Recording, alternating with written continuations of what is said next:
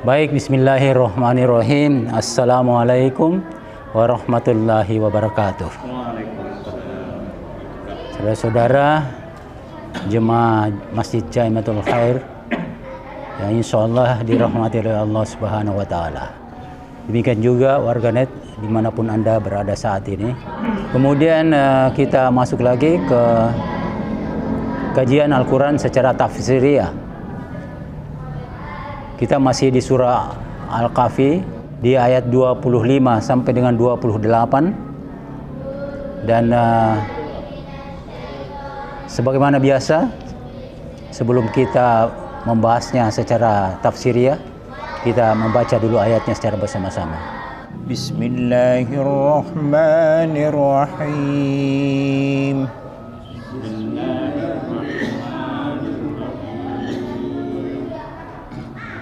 وَلَبِثُوا فِي كَهْفِهِمْ 300 سِنِينَ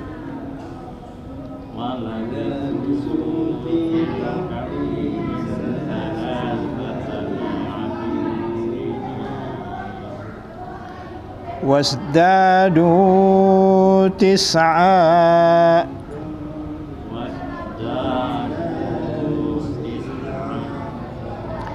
قُلِ اللَّهُ أَعْلَمُ بِمَا لَبِثُوا لَهُ غَيْبُ السَّمَاوَاتِ وَالْأَرْضِ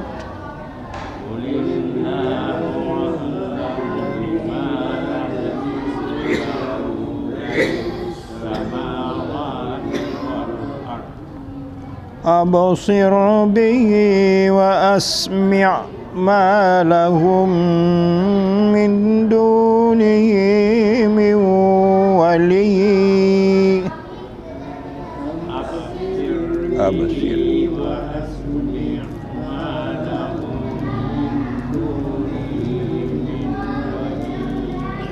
وَلَا يُشْرِكُ فِي حُكْمِهِ أَحَدًا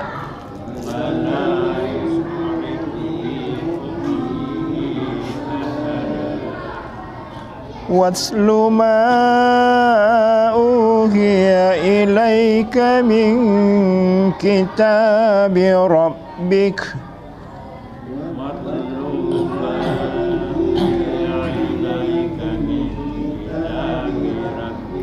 لَا مُبَدِّلَ لِكَلِمَاتِهِ وَلَنْ تَجِدَ مِنْ دُونِهِ مُلْتَحَدًا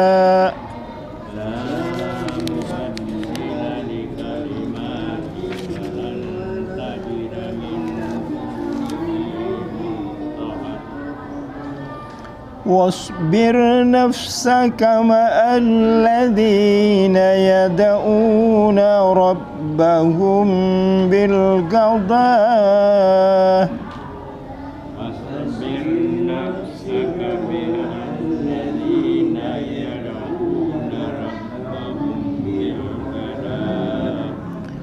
وَالْعَشِيِّ يُرِيدُونَ وَجْهَهُ وَلَا تَعْدُ عَيْنَاكَ عَنْهُمْ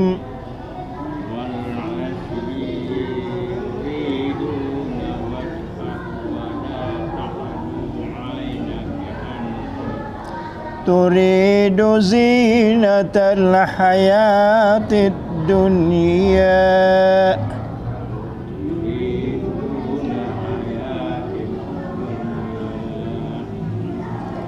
ولا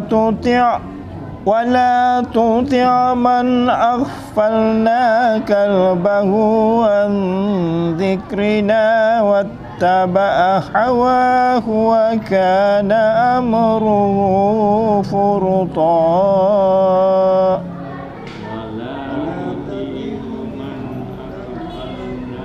قلبه عن ذكرنا واتبع وكان أمره فرطا صدق الله العظيم. Bismillahirrahmanirrahim. Assalamualaikum warahmatullahi wabarakatuh.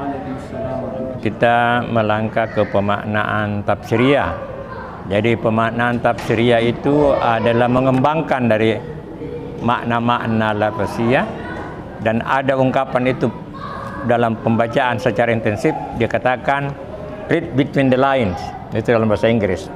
Bacalah yang ada di antara baris.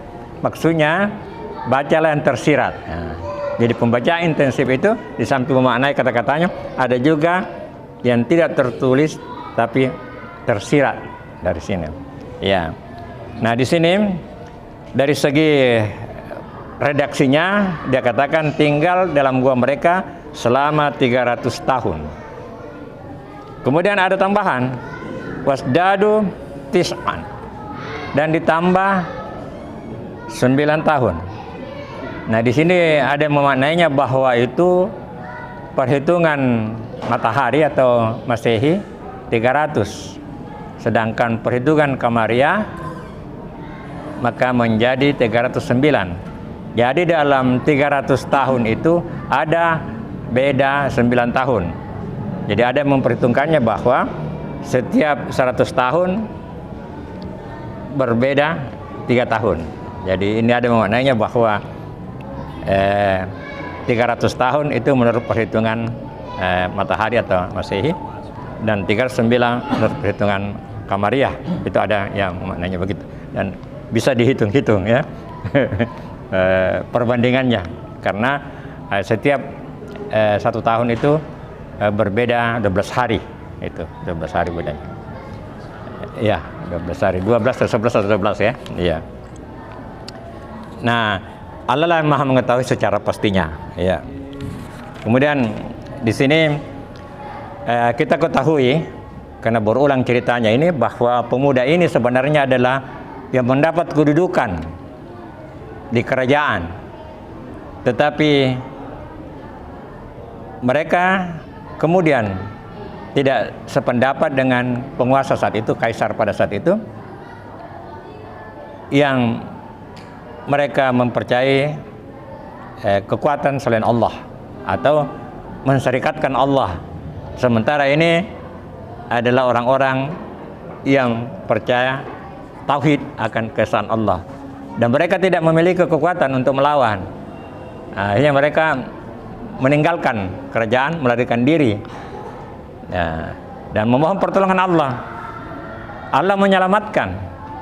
Uniknya ini Allah menyelamatkan dengan cara tidur. Tidur, kemudian dibangkitkan selang 300 tahun kemudian, di mana pemerintahan masih dikuasai Romawi saat itu, sudah berganti penguasanya, dan tidak lagi kejam atau tidak lagi memiliki aliran yang berbeda dengan dulu, tapi sudah memiliki ajaran tauhid.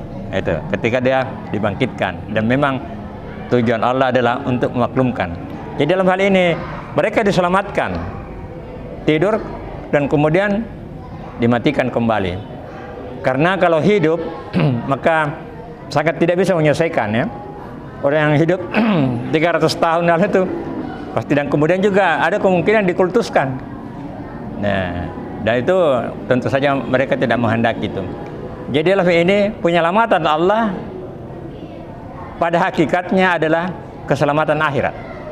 Jadi bukan keselamatan dunia, tapi keselamatan akhirat. Dan itulah cara Allah menyelamatkan pemuda-pemuda tersebut, dengan menidurkan dan kemudian mematikannya. Dan tentu saja mereka itu adalah orang-orang yang beriman, dan tentu saja mereka mendapatkan perlindungan dari Allah dan kebahagiaan di akhirat. Jadi itu saya kira pemaknaan secara tafsiriyah pada ayat tersebut, dan nanti ditambahkan oleh teman-teman ya, karena kita ketahui bahwa ini ayat-ayat Al-Quran, kadang-kadang kita berbeda dalam memandangnya, dan itu akan memperluas wawasan kita. Dari saya cukup sekian. Assalamualaikum warahmatullahi wabarakatuh. Assalamualaikum warahmatullahi wabarakatuh. Waalaikumsalam warahmatullahi wabarakatuh. Syukur alhamdulillah, kelihatannya ini surah Al-Kahfi kita sudah bahas mulai dari ayat 1 sampai 28. Sebagian besar mungkin ada yang sudah kita bahas, walaupun belum sampai pada ayat itu, tapi mungkin ada yang coba kita sampaikan. Ini firman Allah. Firman Allah itu diturunkan kepada Nabi melalui malaikat. Saya kira 300 tahun itu sudah pas. Sudah pas karena ini perkataan, ini firman tuh Allah kepada Nabi. Kenapa lagi kita coba tambah ya apa semua ini. Dan sampai sekarang mungkin belum ada penjelasan kenapa ada tambahan 9 tahun, ada 300 itu. Tentu banyak buku-buku yang kita baca, banyak sumber, bahkan mungkin Ustaz belum pernah ada menjelaskan ini kenapa sampai 300 sampai 9. Kemudian ini manusia ada yang menyatakan hanya 2 orang, satu Islam, satu non-Islam. Ada penjelasan seperti itu. Kenapa tidak ditentukan saja 2 saja, 7 saja atau dengan begini? Sehingga kita tidak saling silang pendapat. Di sana dibahas begini, di sini dibahas begini. Mestinya itu ada pedoman bagi kita umat Islam bahwa sebenarnya jumlahnya hanya begini, begitu. Kemudian apakah betul itu 300 tahun dia tinggal di goa? Apakah dia tidak keluar dari goa itu?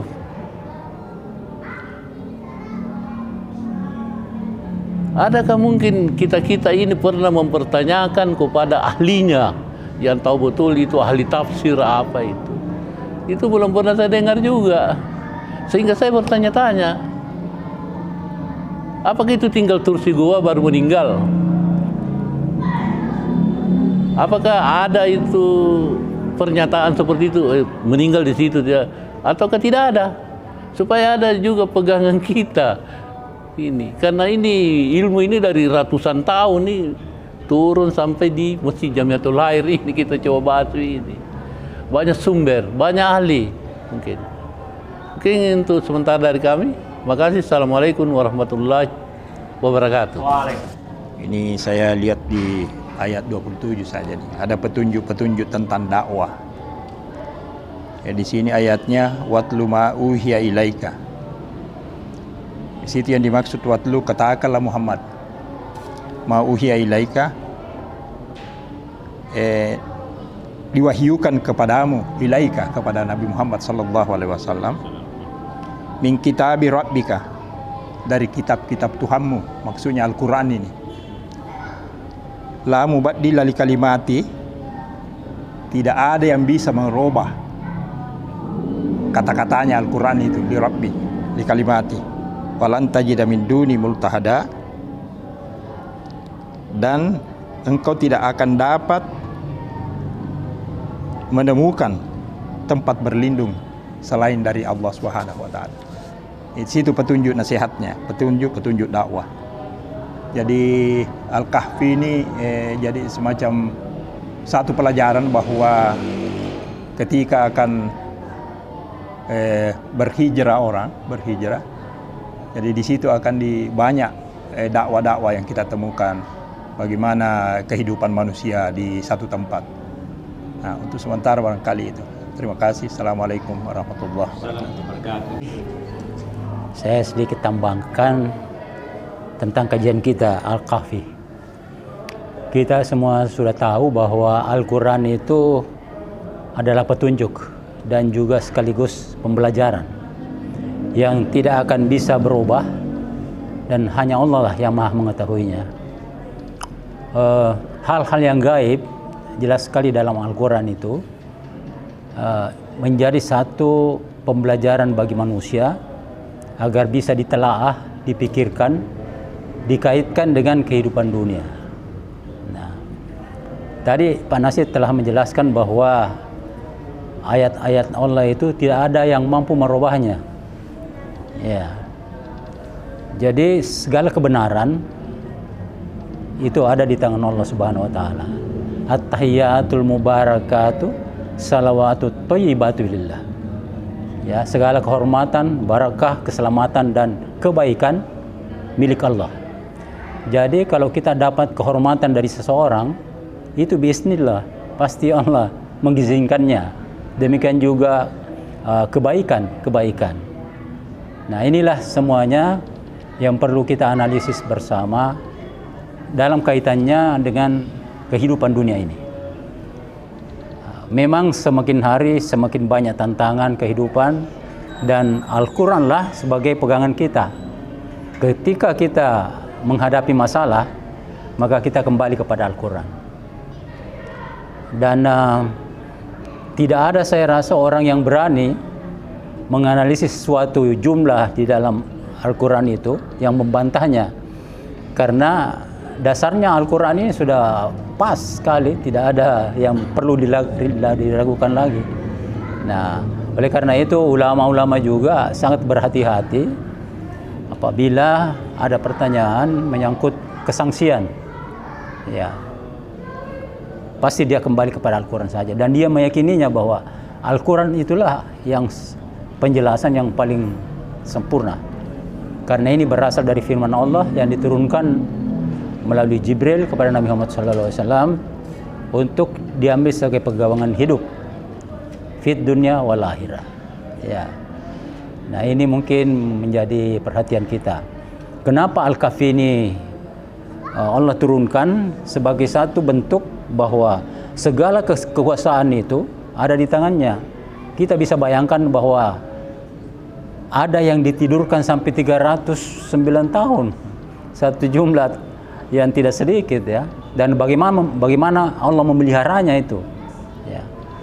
Kalau ada orang berpikiran bahwa mungkin kurang dari itu, kita harus bisa meyakinkan bahwa Al-Quran ini yang pasti bahwa memang dia ditidurkan 309 tahun. Nah, kenapa bisa tidak ada yang menemukannya? Ini rahasia Allah Subhanahu wa taala. Ya. Yang pasti apa yang tertulis di situ itulah yang kejadian yang sesungguhnya. Ya, tanpa bisa diragukan lagi. Ya, jadi Quran ini sempurna sesuai fungsinya. Dia merupakan garis besar, dan ada beberapa, terutama ilmu pengetahuan, dia hanya sinyal-sinyal. Dan tugas kita lah, apalah ta'aqil, apalah tafakkur, untuk memikirkan. Kenapa ada ditambah 9 tahun? Disitulah hikmahnya itu, untuk kita berpikir. Dan dengan perhitungan saat ini dengan komputer, maka mereka sekarang mengetahui bahwa perbandingannya. Karena dulu itu orang hanya hitung dengan matahari saja, dengan bulan saja yang dilihat nyata. Tapi kemudian ini dengan perkembangan ilmu akhirnya perhitungan matahari. Nah, Al-Quran sudah nyatakan. Jadi tinggalnya itu sudah ada. Jumlahnya yang tidak ada. Jumlah yang tidak ditentukan di sini. Hanya pendapat orang. Itulah tantangan bagi kita, karena banyak sumber hadis dan juga kitab-kitab yang lain, kitab-kitab Nasrani itu banyak. Jadi peneliti itu silahkan membanding-bandingkannya, ya. Dan mengenai tempatnya juga tidak secara jelas. Tugas arkeolog lah yang meneliti. Nah, sampai saat ini ada 33 tempat yang diklaim itu. Tetapi yang paling mendekati sesuai dengan ciri-ciri ini adalah yang di Yordania itu. 10 km dari Amman itu, 10 km. Tapi di Turki juga ada yang mengklaim, karena itu ada kepentingan. Jadi di sini kelihatan bagaimana objektivitas seseorang itu dan subjektivitas, ya, dalam meneliti. Jadi Quran memang ini hanya merupakan garis-garis besarnya, tapi sempurna sesuai dengan fungsinya. Nah, ada makanya kita ditantang juga untuk berpikir dan meneliti dari sumber-sumber lain, dari hadis-hadis. Ya, jadi mengenai jumlah itu sampai sekarang memang tidak ada yang bisa memastikannya. Tapi di filmnya itu diambil yang terakhir, ya, 7. Karena saya juga pernah lihat filmnya, dia 7, ya. Tapi Allah yang paling mengetahui.